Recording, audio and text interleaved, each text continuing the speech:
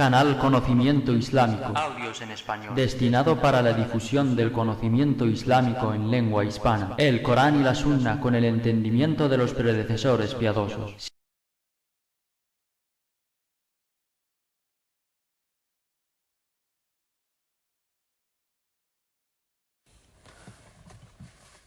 Bismillahirrahmanirrahim, wassalatu wassalamu ala rasulillahi, amma ba'd. Queridos hermanos y nobles hermanas, bienvenidos a una nueva clase de la creencia islámica correcta. Después de un largo tiempo sin continuar con las clases, volvemos hoy, alhamdulillah, para continuar con estas beneficiosas clases, inshallah ta'ala. Como ya sabéis, muchos de vosotros, estas clases tratan sobre el libro de Al-Mu'taqad Sahih, en la creencia islámica correcta, en preguntas y respuestas, y obtenemos algunos beneficios de las clases del Sheikh Adil Ash-Shurbaji Al-Misri.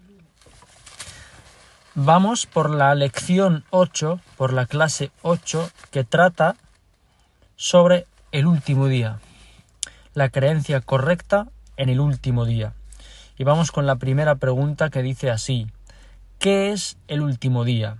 Respuesta: es el día del levantamiento, incluido todas las cosas y horrores que ocurrirán en él, en los cuales Ahlus Sunnah creen con certeza. Y cuando decimos Ahlus Sunnah a secas, nos referimos a Ahlus Sunnati wal Jama'a, en los cuales Ahlus Sunnah creen con certeza, tal y como dijo Allah en el Corán: wa bil akhirati hum yuqinun, y de la otra vida tienen certeza. Y dijo en otra ayah: Allahu la ilaha illa huwa la yajma'annakum ila yawmil qiyamati la rayba fih wa man asdaqu min Allahi haditha. Allah, no hay Dios digno de adoración salvo Él, os reunirá para el día del levantamiento, del cual no hay duda. ¿Y quién tiene una palabra más verídica que Allah? También dijo en otra ayah: وَإِنَّ السَّاعَةَ لَآتِيَةٌ فَاصْفَحِ الصَّفْحَ الْجَمِيلِ. Con toda seguridad que la hora ha de venir, así pues practica el buen perdón. La creencia correcta en el último día. La creencia en el último día es igual a la creencia en los demás pilares de la fe. Es decir, hay una creencia genérica y una creencia detallada. La creencia genérica consiste en creer con absoluta convicción que habrá un día en el que la creación será reunida en él, en un determinado lugar, y serán juzgados por todo lo que hicieron. Esto es la creencia genérica en el último día, creer que hay un último día en que la creación será juzgada, será reunida y juzgada por todo lo que hicieron.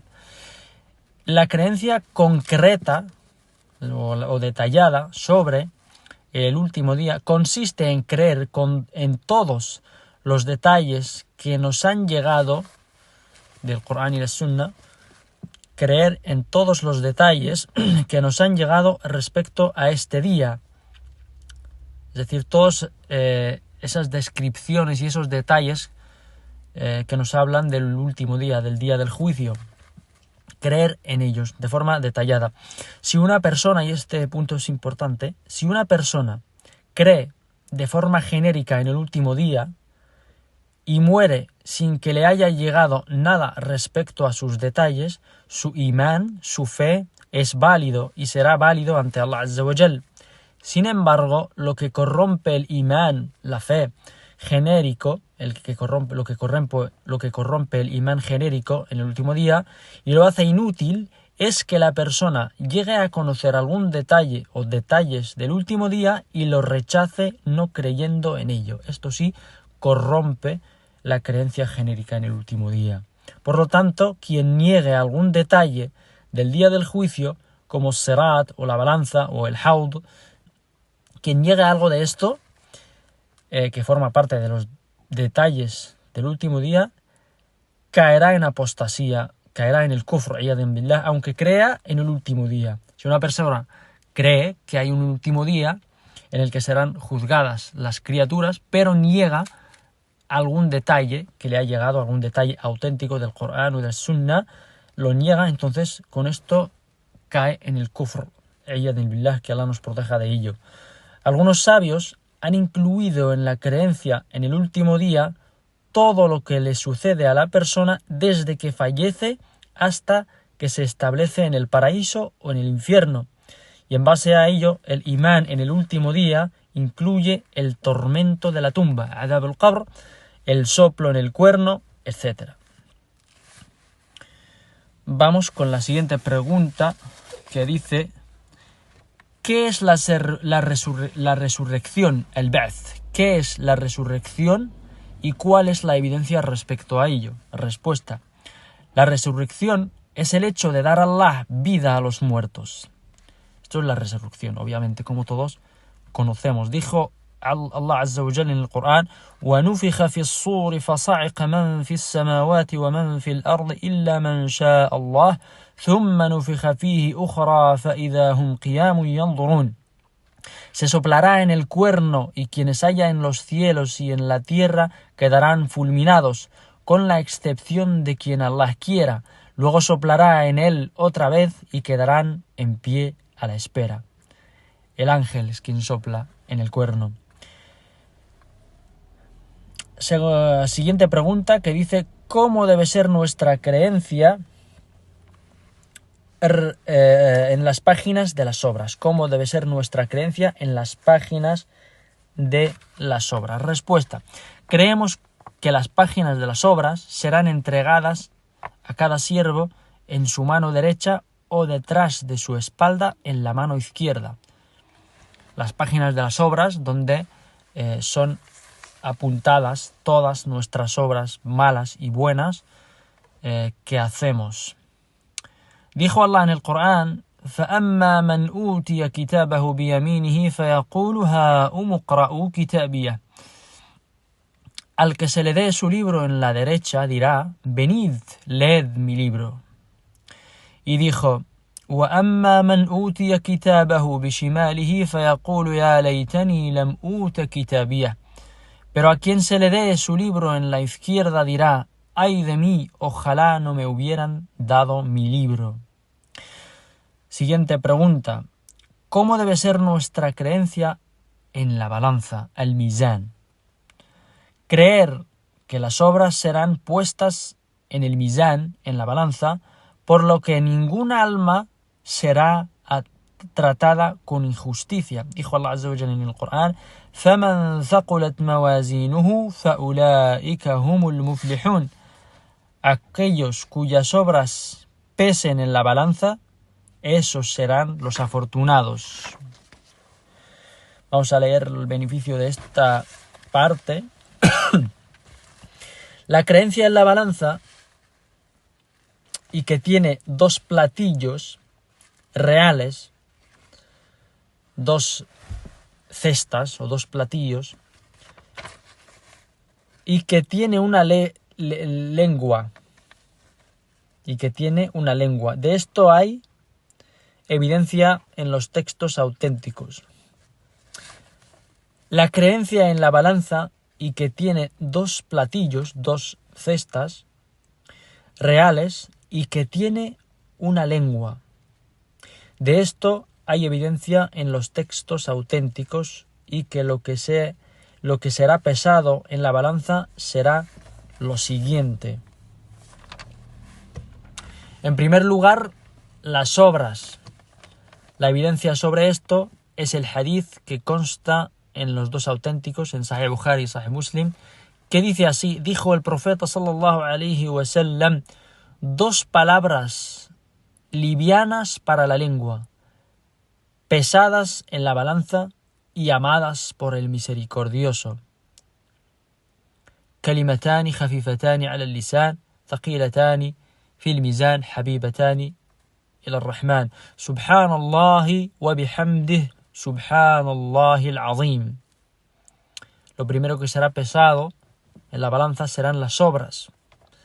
En segundo lugar, se pesarán las personas. La evidencia sobre esto es lo que consta en los dos auténticos, el hadith transmitido por Abu Huraira radiyallahu anhu, en el que dijo que el profeta sallallahu alaihi wasallam dijo: realmente será traído al hombre enorme y cebado el día del levantamiento y no pesará para Allah ni el ala de un mosquito.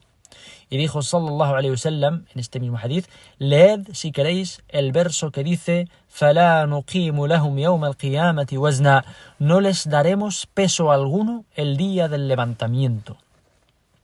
En Suratul Kahf.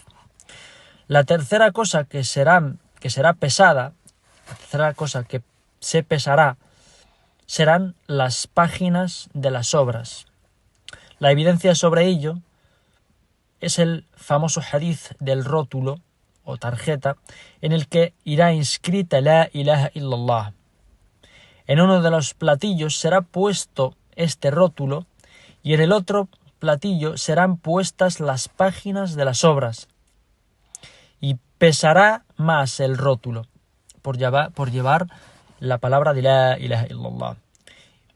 Y nada pesará más que la palabra de Allah, La ilaha illallah, que significa o que implica que no se deba destinar ningún tipo de adoración salvo a Allah Azza wa Jal.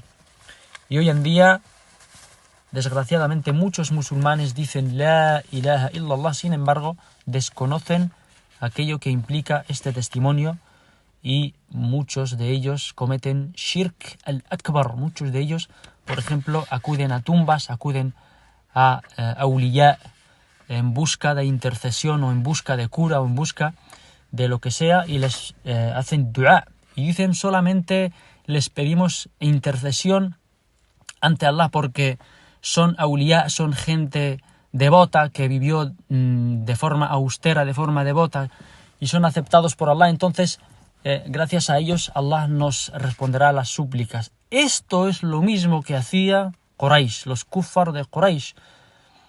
Lo mismo que hacían los kuffar de Quraysh, a quienes el profeta sallallahu alayhi wa sallam invitó a decir la ilaha illallah y los combatió por este shirk.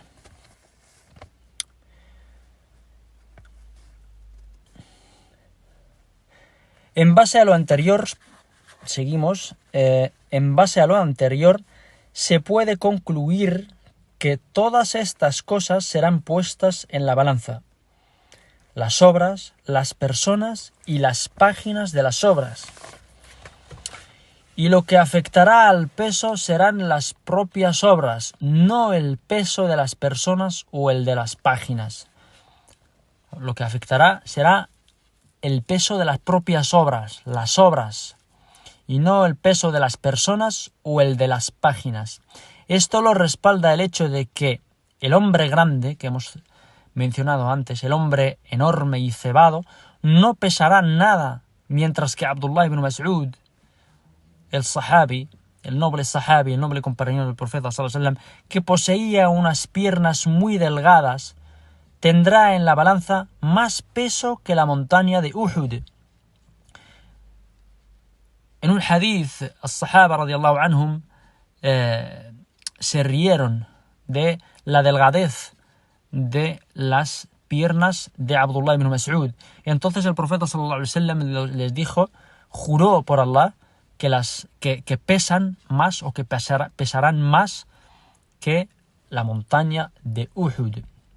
Asimismo, el hadith del rótulo tendrá peso debido a lo que irá escrito en él, debido al testimonio de la ilaha illallah. Si alguien pregunta cómo se pueden pesar las obras, siendo algo abstracto, cuando lo que normalmente se pesa son los objetos, si alguien se pregunta esto,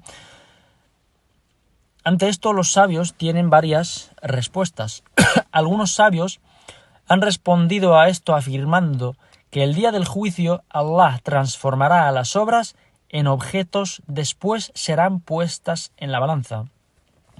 Y para afirmar esto, los sabios no simplemente afirman por afirmar, sino que se basan en hadices y en ayas. Y para afirmar esto se han basado en el hadith relatado por Muslim, en el que el profeta sallallahu alaihi wasallam dijo: recitad el Corán, pues el día del juicio vendrá para interceder por su gente. Recitad los dos que iluminan, o las dos que iluminan, las dos suras que iluminan, Al-Baqarah y Surat Al-Imran, pues realmente vendrán el día del juicio como dos nubes o como dos sombras, o como dos grupos de aves con alas extendidas, para interceder por su gente. Así dice el hadith. El aspecto de evidencia en el hadith radica en el hecho de que Allah transformará la recitación de Surat al-Baqarah y Surat al-Imran en objetos, para que sean pesadas. Otros sabios, en cambio, opinan que, dado que el peso de las obras el día del juicio forma parte de lo oculto, debemos creer en ello tal y como constan en los textos y detenernos dentro del límite de lo que consta en estos textos y abstenernos de especular sobre sus detalles, salvo en lo que detallan los textos. Esa es la postura de algunos sabios y esta es la postura normalmente de los sabios ante las cosas de lo oculto, de lo ghaib. Dijo Shaykh al-Islam: la descripción de aquello que será pesado es igual al resto de los asuntos ocultos que nos fueron transmitidos. Pregunta: ¿habrá una sola balanza o habrá varias? Ya que Allah Azza wa Jal dice en el Corán: y ponderemos las balanzas de la justicia el día del juicio. وَنَضَعُ الْمَوَازِينَ الْحَقِّ الْمَوَازِينَ. Mientras que en otros versos habla de la balanza en singular. En base a las aleyas en las que se menciona la balanza en singular, lo cierto es que solo habrá una sola balanza con la que se pesará todo lo mencionado antes. En cuanto a las aleyas en las que la menciona Allah Azza wa Jalla en plural, a la balanza, los sabios lo atribuyen a la abundancia y a la variedad de lo que será pesado, de lo que se pesará. Vamos a seguir con la siguiente pregunta, que dice así: ¿qué tipo de shafa'a, qué tipo de intercesión habrá el día del juicio? Respuesta: primero, la gran intercesión, la gran shafa'a, la cual es exclusiva del profeta Muhammad sallallahu alayhi wa sallam, y es cuando intercederá por la gente para que Allah juzgue entre ellos. Esta es la primera intercesión. Segundo, la intercesión para que se abra la puerta del paraíso. También es exclusiva del profeta Muhammad sallallahu alayhi wa sallam. El profeta sallallahu alayhi wa sallam intercederá para que sea abierta la puerta del paraíso. Tercero, la intercesión para rebajar el castigo a quien se lo ha merecido. También es exclusiva del profeta Muhammad sallallahu alayhi wa sallam, y es cuando intercederá por su tío Abu Talib para que Allah Azza wa Jalla reduzca el castigo del infierno en recompensa al cuidado que le daba y a su fervor en defender al profeta sallallahu alayhi wa sallam. Y de esto hablaremos inshallah.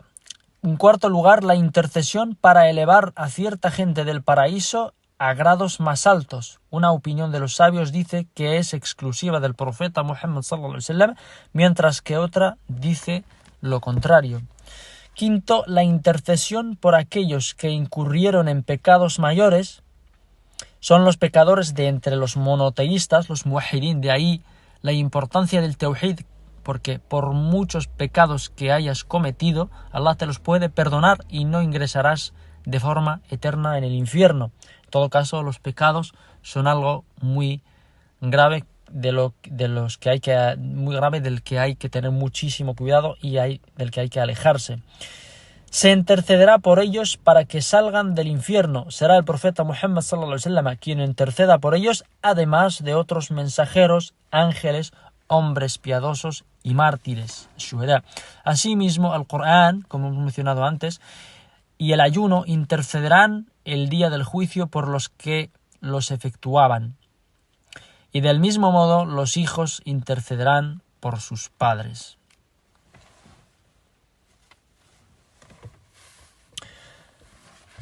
Vamos con los beneficios. Con respecto a la intercesión del profeta sallallahu alaihi wasallam por su tío Abu Talib. Abu Talib era su tío y fue quien lo protegió y quien lo defendió, pero no llegó a entrar en el Islam y murió siendo kafir. con respecto a la intercesión del profeta sallallahu alaihi wasallam, porque el profeta sallallahu alaihi wasallam intercederá por su tío Abu Talib, hay varios asuntos en cuanto a esto. Hay consenso respecto a que el káfir no le beneficiarán las buenas obras que haya hecho en la vida, librándole del fuego y haciéndole ingresar en el paraíso, aunque se le añada a ello la intercesión de alguien. Dijo Shaykh al-Islam: beneficiarse el siervo de la intercesión y las súplicas depende de ciertas condiciones y tiene impedimentos. Interceder por los kufar para salvarlos del fuego y pedir por ellos perdón, habiendo muerto siendo incrédulos, no les beneficiará, aunque el intercesor sea la persona de mayor prestigio o estatus. Si la persona muere siendo káfir, no se aceptará la intercesión de nadie por él, ni tampoco le beneficiarán las buenas obras que haya hecho en vida. Por lo tanto, el que muera siendo incrédulo no se beneficia de nada de sus obras realizadas en la vida, sino que es recompensado por ello en la vida, antes de morir, y en la última vida ingresará de forma eterna en el fuego. ¿Por qué? Porque no ingresó en el Islam, no entró en el Islam, no se sometió al último mensaje del Creador, el Islam. La evidencia sobre esto que hemos mencionado, es el hadith que relata Aisha radiyallahu anha, en el que le dijo al profeta sallallahu alaihi wasallam: Ya Rasulullah, oh mensajero de Allah, Ibn Jad'an, en la época de la Jahiliya solía mantener los lazos familiares y alimentaba al pobre. ¿Qué dijo el profeta sallallahu alaihi wasallam? Dijo: nunca ha dicho mi Señor perdona mis faltas el día de la retribución. Es decir, que murió siendo káfir, murió sin aceptar el mensaje del Islam. Esto en cuanto a las personas a las que les llegó el Islam y lo rechazaron. En cambio, las personas a los que no les llegó el Islam o les llegó de una manera corrompida, les llegó un Islam corrompido, manchado, y no lo aceptaron, las personas estas que no llegaron a recibir el verdadero mensaje del Islam, dicen los sabios que serán puestas a prueba, se les mandará el mensaje de nuevo el día del juicio, y entonces ahí, si lo aceptan, serán musulmanes, entrarán al paraíso, y si lo rechazan, entonces serían merecedores del fuego eterno. Que Allah nos proteja de ello. Y en otro hadith, en Sahih Muslim, dijo el profeta sallallahu alaihi wasallam: realmente Allah no es injusto con el creyente, ni siquiera en una hasana. Se le dará en la vida y será recompensado por ella en la última vida. Esto el creyente. Y dice el hadith: en cuanto al incrédulo, será retribuido por sus hasanat en la vida, y cuando pase a la última vida no tendrá acción alguna por la que se le pueda dar un bien. Volviendo al caso de Abu Talib, en cuanto al caso de Abu Talib y la intercesión del profeta sallallahu alaihi wasallam por él, es un caso exclusivo de Abu Talib. Es por ello que los sabios lo consideran una característica exclusiva del profeta sallallahu alaihi wasallam, la intercesión del profeta sallallahu alaihi wasallam por su tío. En cambio, el resto de los kufar no les servirán sus buenas acciones el día del juicio debido a su kufr, debido a haber rechazado el Islam.